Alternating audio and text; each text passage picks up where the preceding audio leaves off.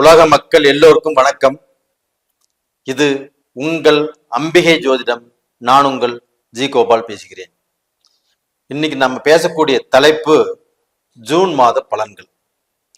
இந்த ஜூன் மாத பலன்களாகப்பட்டது ரிஷப ராசிக்காரர்களுக்கு எப்படி இருக்கும்?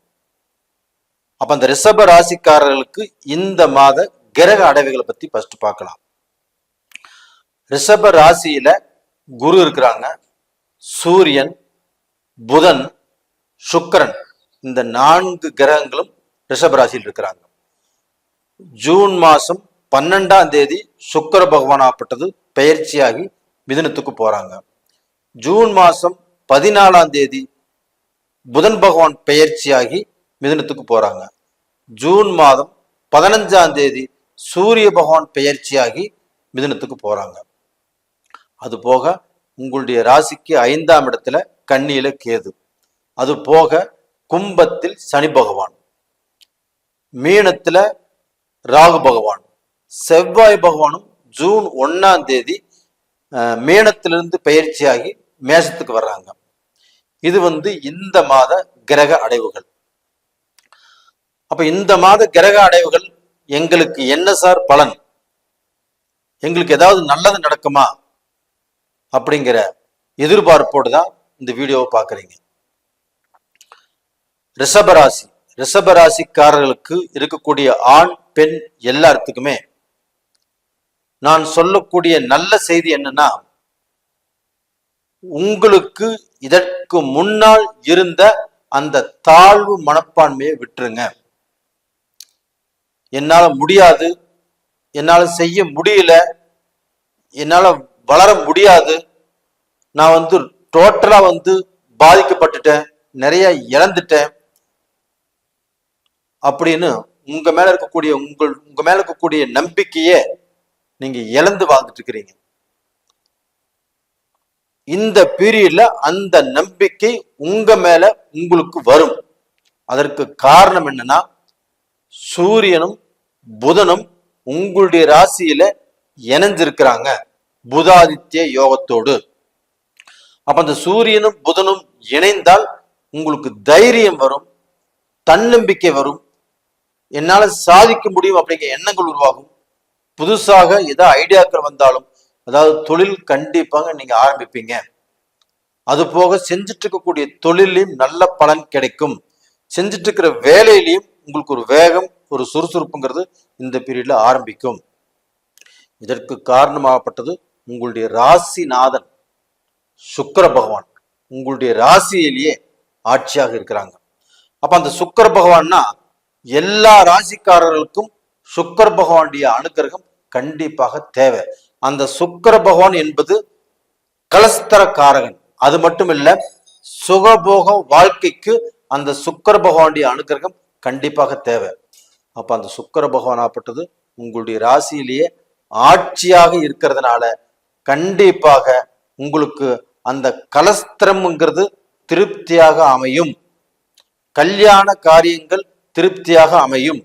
நீங்க பொண்ணு பார்த்து தடுங்கலாகி, பொண்ணு சரியில்லை, மாப்பிள்ளை சரியில்லை, இல்ல பொண்ணுக்கு மாப்பிள்ளை பிடிச்சு, மாப்பிள்ளைக்கு பெண் பிடிச்சு தடுங்கலாகி மணவரைக்கு நின்று போயிருந்தாலும் இப்போ சுக்கிர பகவானுடைய ஆதிக்கம் இருப்பதால் அந்த திருமணங்கள் கண்டிப்பாக நடக்கும். அது போக இப்போ பொண்ணு பாருங்க, மாப்பிள்ளை பாருங்க, உங்க குடும்பத்திலையும் மங்களகரமான காரியங்கள் நடப்பதற்குண்டான டைம் வந்தாச்சு. அது போக உங்களை பெற்றவர்களும் கண்டிப்பாக சந்தோஷப்படுவார்கள். என்னுடைய மகனுக்கு கல்யாணம் நடக்க போகுது, என்னுடைய மகளுக்கு கல்யாணம் நடக்க போகுது, என்னுடைய மகளுக்கு இத்தனை வருஷ காலங்கள் கல்யாணம் நடக்காமல் நான் வேண்டிய கடவுள் எனக்கு கண் திறந்து பார்த்துருச்சு, எனக்கு நல்லது நடக்க போகுது அப்படின்னு சந்தோஷப்படக்கூடிய டைம் வந்தாச்சு. இதுக்கப்புறமாப்பட்டது உங்களுக்கு அந்த சூரிய பகவானும் புதன் பகவானும் பெயர்ச்சியை மிதுனத்துக்கு போறாங்க. அந்த மிதுனத்திலையுமே புதன் ஆட்சி, அந்த புதனோடு சூரியன் இணையறாங்க. அங்கேயுமே புதன் ஆட்சி பெற்ற புதனோடு சூரியன் இணைவதால் உங்களுக்கு அந்த புதாதித்ய யோகத்துடைய யோகம் கண்டிப்பாக கண்டினியூவா கிடைக்கும். அப்ப அந்த புதாதித்ய யோகத்தினால கண்டிப்பாக உங்களுக்கு உங்களுடைய வாழ்க்கையில எனக்கு எதுவுமே நடக்க மாட்டேங்குது, எனக்கு எல்லாமே சோதனையா போயிட்டு இருக்குது, எனக்கு வீட்டுல இருக்கிறதுக்கு பிடிக்கல, வேலை செய்யறதுக்கு பிடிக்கல, வேலை செஞ்சாலும் திருப்தி இல்லை, வேலை செய்யக்கூடிய இடத்துல எனக்கு பிரஷர் டார்ச்சர், இந்த மாதிரி குழப்பங்கள் இருந்தாலும் இந்த குழப்பத்தை அந்த சூரிய பகவானும் புதன் பகவானும் தீர்த்து கொடுப்பாங்க. எப்படின்னு பாத்தீங்கன்னா, அங்க உங்களுடைய ராசிக்கு 2ஆம் இடத்துல புதன் ஆட்சி, அந்த 2ஆம் இடத்து அதிபதியும் 5ஆம் இடத்து அதிபதியும் புதன் தான். அப்ப அந்த புதன் பகவான் ஆட்சியாக இருப்பதால் உங்களுடைய வாழ்க்கையில வேலை போச்சு, வேலையில கஷ்டம் பிரச்சனை இது இருந்தாலும் தீர்த்து கொடுப்பாங்க. அதே சமயத்துல சொந்த தொழில் செய்யறவங்களுக்கு அந்த 5ஆம் இடத்து அதிபதியும் 2ஆம் இடத்து அதிபதியும் ஆட்சியாக இருக்கிறதுனால நீங்க சொந்த தொழில்ல எவ்வளவு நஷ்டப்பட்டிருந்தாலும், அடுத்தவர்களை நம்பி ஏமாந்து போயிருந்தாலும், பல துரோகங்களும் உங்களுக்கு செஞ்சிருந்தாலும், இதுல நீங்க பாதிக்கப்பட்டிருந்தாலும், அது எல்லாத்தையுமே இந்த 5ஆம் இடத்து அதிபதியும் 2ஆம் இடத்து அதிபதியுமான புதன் பகவான் ஆட்சியாக இருந்து உங்களுக்கு எல்லா விஷயத்தையுமே சரி செய்து கொடுப்பார். இது சாஸ்திர ரீதியாக உண்மை.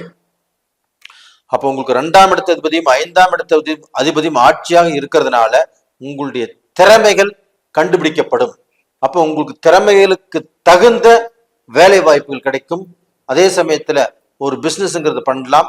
உங்களுடைய திறமையை தேடி உங்களுக்கு மேல உள்ளவங்க, சுப்பீரியரா உள்ளவங்க, ஒரு வசதியா உள்ளவங்க உங்களை தேடி அழைப்பாங்க. அப்போ உங்களுக்கு உங்களுடைய திறமைக்கு தகுந்த பணி கிடைக்கும். இது கண்டிப்பாக நடக்கும். அது போக கவர்மெண்ட் உத்தியோகத்தில் உள்ளவங்க, ஒரு அரசியல்ல உள்ளவங்க, ஒரு வேலையில் உள்ளவங்க, இவங்க எல்லாத்துக்குமே ஒரு மேல் பதவி உயர்வு, அந்த உங்களை கௌரவப்படுத்துறது, இது எல்லாமே நடக்கக்கூடிய வாய்ப்புகள் இப்ப நல்லா இருக்குது. அப்ப டோட்டலா பாத்தீங்கன்னா இந்த ரிஷபராசிக்காரங்களுக்கு எல்லாமே திருப்தியா இருக்குது. ஆனா அதே சமயத்துல உங்களுடைய ராசிக்கு 7ஆம் இடத்து அதிபதி செவ்வாய் பகவான். அப்ப அந்த 7ஆம் இடம் என்பது என்ன? கலஸ்திரகாரகன். அந்த செவ்வாய் பகவான் உங்களுடைய ராசிக்கு 12ஆம் இடத்துல இருக்கிறாங்க. அப்ப இந்த 12ஆம் இடத்துல இருந்தால் 7ஆம் இடத்து அதிபதி 12ஆம் இடத்துல மறையலாமா? மறையக்கூடாது. மறைந்தால் என்ன ஆகும்? வரக்கூடிய வரன் பிரச்சனையாகும். நீங்க வரன் பார்த்தாலும் தடுங்கலாகும். குறிப்பா இந்த ஆண்களுக்கு பல ரூபத்திலையும் திருமணங்கள் பாதிக்கப்படக்கூடிய வாய்ப்புகள் இருக்குது. இது 7ஆம் இடத்து அதிபதி 12ஆம் இடத்துல மறையும் போது, அதே சமயத்துல இந்த 7ஆம் இடத்து அதிபதி 12ஆம் இடத்துல ஆட்சி ஆகும் போது கண்டிப்பாக நடக்கும், திருமண காரியங்கள் நடக்கும். அப்ப நீங்க எதிர்பார்த்த அந்த வரனே உங்களுக்கு அமையும். காதல் கல்யாணங்கள் கண்டிப்பாக சக்சஸ் ஆகும். அப்போ உங்களுக்கு காதலுக்கு கண்டிப்பாக ஒரு முடிவு கிடைக்கும். அப்ப டோட்டலா பாத்தீங்கன்னா இந்த 7ஆம் இடத்து அதிபதி 12ஆம் இடத்துல ஆட்சி பெறுவதால் உங்களுடைய வாழ்க்கையிலையும் பலம் கிடைக்கும், உங்க வாழ்க்கையிலும் நல்ல சந்தோஷங்கள் கிடைக்கும். அதே சமயத்துல இந்த ரிஷபராசியில பிறந்தவங்க எல்லாத்துக்குமே நல்லது செஞ்சு எல்லாரும் நல்லா இருக்கணும்னு அவங்களுக்கோசரமே வாழ்ந்து தன்னுடைய வாழ்க்கையை அர்ப்பணிச்சவர்கள் இன்னைக்கு கஷ்டப்பட்டு இருக்கிறாங்க. அவங்களும் இந்த காலகட்டத்துல எல்லாத்தையுமே புரிஞ்சு தெரிஞ்சு நடந்துக்கூடிய வாய்ப்புகள் இந்த பீரியட்ல கிடைக்கும். கண்டிப்பாக நல்லா இருப்பீங்க. அது போக உங்களுக்கு படிப்பு சம்பந்தப்பட்ட விஷயங்கள், இப்போ 2ஆம் இடத்துல புதன் தான் கல்விக்கு காரகன். அப்ப 2ஆம் இடத்து அதிபதியும் புதன், 5ஆம் இடத்து அதிபதியும் புதன். அப்போ உயர்கல்வி படிக்கிறவங்களுக்கு நல்ல மாற்றங்கள் உருவாகும். நீங்க எதிர்பார்த்த கோர்ஸ் கண்டிப்பாக கிடைக்கும். தடைப்பட்ட இப்போ ஒரு காலேஜில் சேர நினைச்சிங்க, அது தடைப்பட்டுச்சு, இல்லை டொனேஷன் அதிகமாக கேட்குறாங்க, ஏதாவது ரூபத்துல உங்களுக்கு பார்க்க போனா அந்த இடம் உங்களுக்கு அமையும். 2வது நல்ல ரிசல்ட் இப்போ நல்ல கோர்ஸ் பண்ணணும்னு காத்துட்டு இருக்கிறவங்களுக்கு நல்ல கோர்ஸ் பண்ணுவீங்க. அது போக ஒரு டிஎன்பிசி எக்ஸாம் எழுதுறவங்க, குரூப் ஏ எக்ஸாம் எழுதுறவங்க, இவங்களுக்கும் இது ஒரு நல்ல காலம், நல்லா இருப்பீங்க. உங்களுக்கு இந்த சந்திராஷ்டம காலங்கள் எப்படின்னா 21 சாயந்தரம் 6 மணிலிருந்து 23 சாயந்தரம் 10 மணி வரைக்கும் சந்திராஷ்டம காலங்கள். இந்த காலகட்டத்துல நல்ல காரியங்களை கண்டிப்பாக செய்யாதீங்க. ஒரு ரெஜிஸ்டர் பண்ணாதீங்க, ஒரு முக்கியமான டாக்குமெண்ட்ல கையெழுத்து போட வேண்டாம், நல்ல முடிவுகளை அந்த காலகட்டத்தில் எடுக்க வேண்டாம். நல்ல விஷயங்களை செய்ய வேண்டாம். அந்த டேட்டை கொஞ்சம் பார்த்துக்கோங்க. அதுபோக நீங்கள் இந்த காலகட்டத்தில் வணங்க வேண்டிய தெய்வம் எதிர்த்துட்டிங்கன்னா சிவபெருமான். அந்த சிவபெருமானுக்கு வில்வ மாலையை சாத்தி வணங்கி வாங்க, கண்டிப்பாக நல்லா இருப்பீங்க.